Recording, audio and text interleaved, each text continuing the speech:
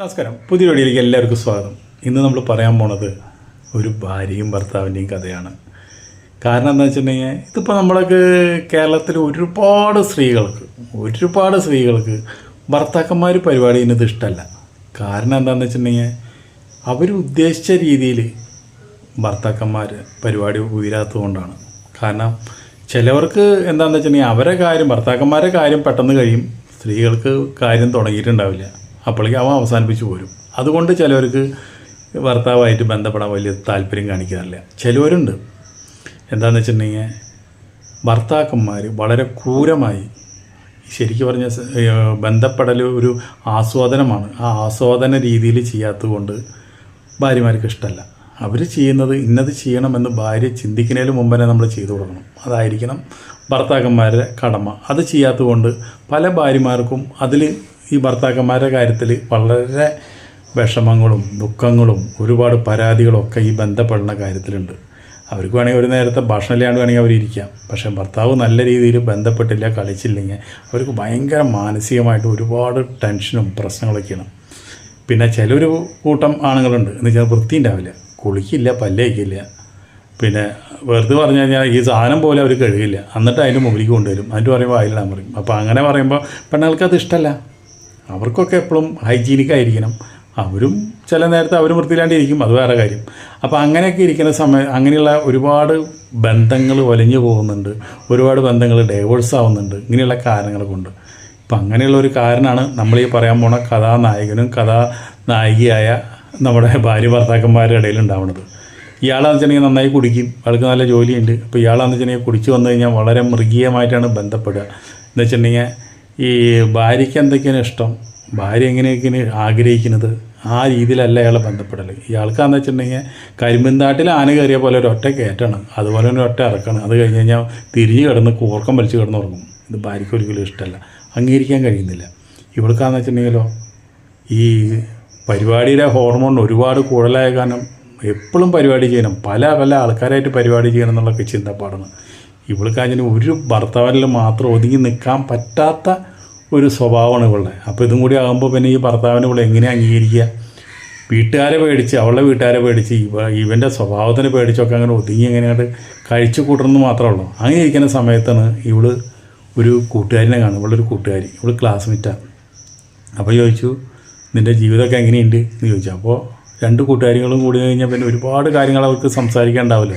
ആ സംസാരിക്കുന്ന ഇടയിൽ കൂട്ടുകാരിയോട് ഇവൾ ചോദിച്ചു, നിനക്ക് എന്താ ജോലി ഇപ്പോൾ എന്ന് ചോദിച്ചു. അപ്പോൾ പറഞ്ഞു, എനിക്ക് എൻ്റെ ജോലി എന്ന് പറഞ്ഞാൽ എൻ്റെ ഭർത്താവ് എന്നെ ഉപേക്ഷിച്ച് പോയി, എനിക്കൊരു കുട്ടിയുണ്ട്, ജീവിക്കണ്ടേ, എവിടെയെങ്കിലും ഒരു സ്ഥലത്ത് പോയി ജോലിക്ക് നിൽക്കാമെന്ന് പറഞ്ഞു കഴിഞ്ഞാൽ അവർക്കൊക്കെ ഫ്രീ ആയിട്ട് എൻ്റെ ശരീരം കൊടുക്കണം, അവിടെ പിടിക്കുക ഇവിടെ പിടിക്കുക അവിടെ ചെയ്യും, അതേപോലെ അവരെ ആ മുതലാളിയുടെ ഇഷ്ടത്തിന് നിന്നില്ലെങ്കിൽ നമ്മളെ ജോലി ഉണ്ടാവില്ല. അപ്പോൾ അങ്ങനെയൊക്കെ അവസ്ഥയിൽ നോക്കിയപ്പോൾ ഞാൻ ജോലി വിട്ടു. അങ്ങനെ എന്തെന്ന് വെച്ചാൽ ഇപ്പം ഞാൻ ഒരു 3 മണിക്കൂർ നേരത്തെ ഒരു ജോലി മാത്രം 3 മണിക്കൂറാണുള്ളൂ എനിക്ക്, അങ്ങനെ ജോലിക്കാൻ പോകുന്നത്. അപ്പോൾ എന്താണെന്ന് ചോദിച്ചു, നിന്നോടായ കാരണം എനിക്കൊന്നും ഒളിച്ചിരിക്കാനില്ല, എനിക്കൊരു വേശ്യാലയത്തിലാണ് ജോലി, ഒരു 3 മണിക്കൂർ. അപ്പോൾ ചിലപ്പോൾ ഒരു 3 മണിക്കൂറിനുള്ളിൽ 2 3 വരും, അവരൊന്ന് സൂചിപ്പിച്ച് വിടും, അവർക്ക് കിട്ടുന്ന കാശ് അപ്പം തന്നെ നമുക്ക് പേയ്മെൻറ്റ് തരും. അവിടെ ഒരു ചേച്ചിനത് നടത്തണത്.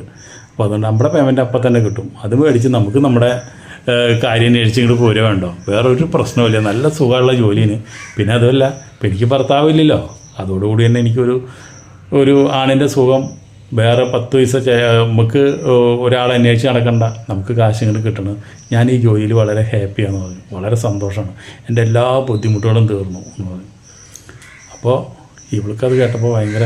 അപ്പോൾ ചോദിച്ചു, ഏതാണ് ഈ ചേച്ചി? ആ ചേച്ചിയുടെ ഫോൺ നമ്പർ തരാൻ പറഞ്ഞു. ഇതിനാ നിനക്ക് അങ്ങോട്ട് പോകാനുണ്ടോ? ഒന്നുമല്ല, വെറുതെ ഇരിക്കട്ടെ, എപ്പോഴെങ്കിലും നമുക്ക് ആവശ്യം വരില്ല എന്ന് പറയാൻ പറ്റില്ലോ എന്ന് പറഞ്ഞു. അങ്ങനെ ചേച്ചിയുടെ ഫോൺ നമ്പറും മേടിച്ച് അവൾ പോയി.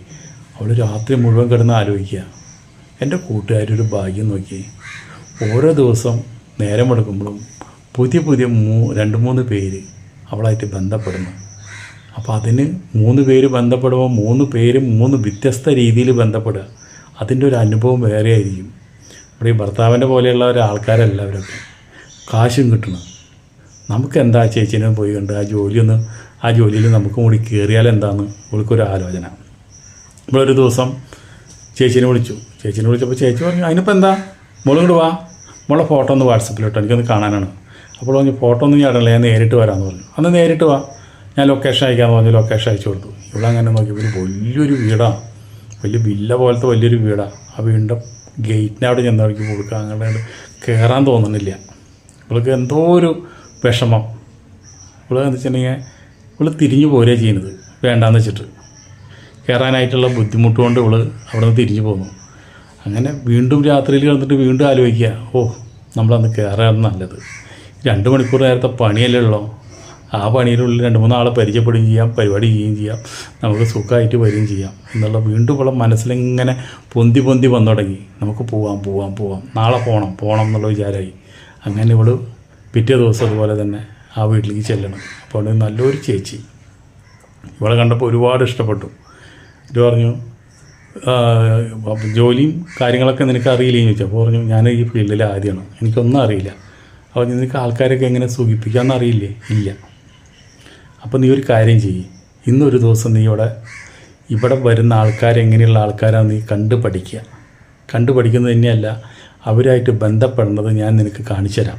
അവിടെ ഒരു ഓട്ടോയുണ്ട് ഡോറിൻ്റെ അവിടെ, ആ ഡോറിൻ്റെ അവിടെ ഓട്ടോ കൂടെ നോക്കാൻ പറഞ്ഞു. അപ്പോൾ കണ്ടു, അവർ ബന്ധപ്പെടുന്നത് കണ്ടു, ഇവിടെ നിന്നുള്ള പെണ്ണുങ്ങൾ എങ്ങനെ അവരെ സുഖിപ്പിക്കുന്നത് കണ്ടു. ആ സുഖിപ്പിക്കുമ്പോൾ ഇവൾക്ക് ടിപ്പ് കൊടുക്കുന്നത് കണ്ടു. ഇവൾക്കത് കണ്ടപ്പോൾ ഒരുപാട് ഇഷ്ടപ്പെട്ടു.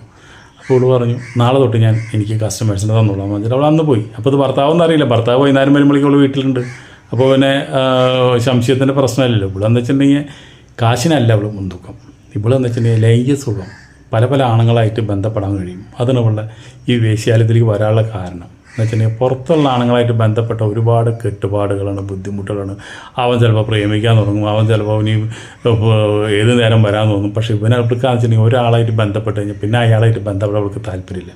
പുതിയ ആളായിട്ട് വരണം, പുതിയ സ്റ്റൈലിലായിട്ട് വരണം, പുതിയ കളികൾ ഇവളായിട്ട് കളിക്കണം, അതാണ് ഇവൾക്ക് ഇഷ്ടം. അങ്ങനെയാണ് ഇവൾ ഈ വേശ്യാലയത്തിൽ വന്നു. ഇവിടെ വരുമ്പോൾ പലരും വ്യത്യസ്ത കളിക്കാരായിരിക്കും, പല വ്യത്യസ്ത ടേസ്റ്റുകാരായിരിക്കും.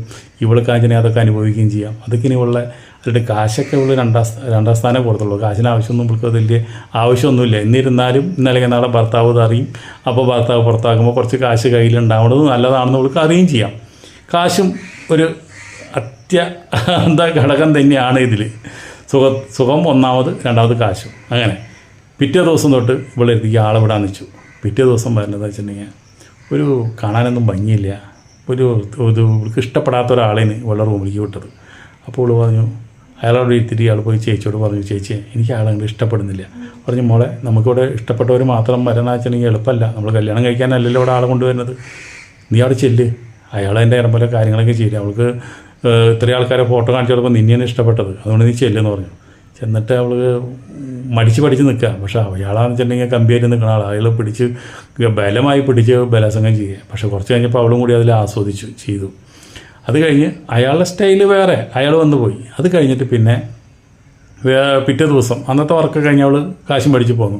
വൈകുന്നേരം ഭർത്താവ് പരിപാടിക്ക് വന്നു കഴിഞ്ഞാൽ അവൾ പരിപാടിക്ക് കൊടുക്കില്ല. പരിപാടി ബലമായിട്ട് ചെയ്യാൻ വന്നു കഴിഞ്ഞാൽ അവൾക്ക് കുറച്ച് തൻ്റെടായി ഒലയ്ക്ക് എടുത്ത് വെച്ചോക്കുക. ഞാൻ നേറിയതല്ല അല്ലി പൊട്ടിക്കുക, ഞാൻ തൊട്ട് പോരെന്ന് പറഞ്ഞു. അയാൾക്ക് പേടിയായി. ഇനി ഇവള് ഉറക്കത്തിലാണ് ഒലക്കെടുത്ത് അമ്മിക്കല്ലെടുത്ത് തലയ്ക്കെടുത്ത് പേടിച്ചിട്ട് അയാൾ പിന്നെ തൊടാറില്ല.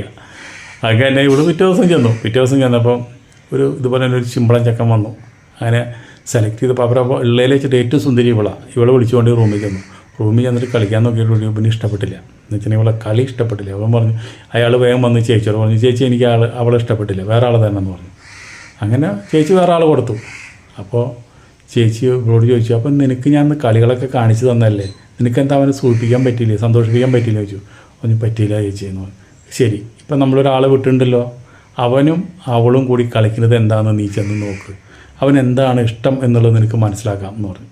അങ്ങനെ ഇവള് ചെന്നിട്ട് ഓട്ടോയോടെ നോക്കിയപ്പോൾ ഇവള് ഇവിടുന്ന് വിട്ട പെണ്ണ് കളിക്കുന്ന കളി കണ്ടിട്ട് ഇവള് ഞെട്ടിപ്പോയി. അമ്മാതിരി കളിയാണ് അവൾ കളിക്കുന്നത്. മരണവനെ അതിമനോഹരമായിട്ട് വളരെ രസകരമായിട്ട് സൂചിപ്പിക്കുക, അതേപോലെയുള്ള കളിയാണ് അവൾ കളിപ്പിച്ചു കൊടുക്കുന്നത്.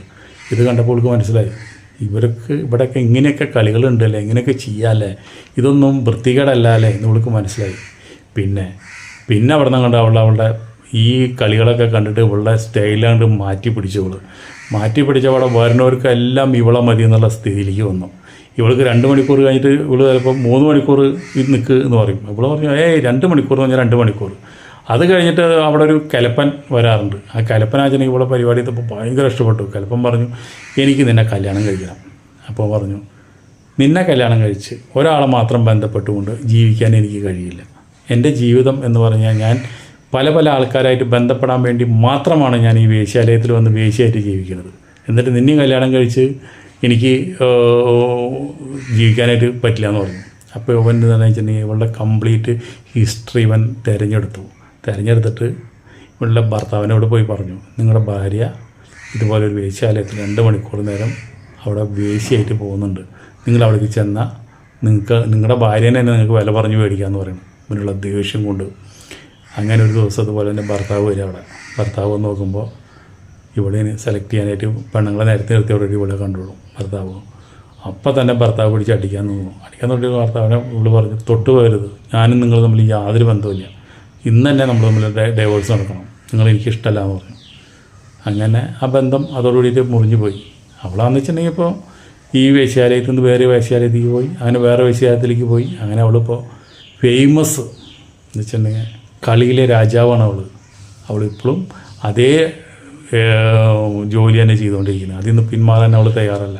കാരണം എന്താണ്, പിന്മാറിക്കഴിഞ്ഞാൽ ഒരാളുടെ സുഖം മാത്രമേ കിട്ടുള്ളൂ. ഒരാളുടെ ലൈംഗിക സുഖം മാത്രം കിട്ടിയാൽ പോരാ.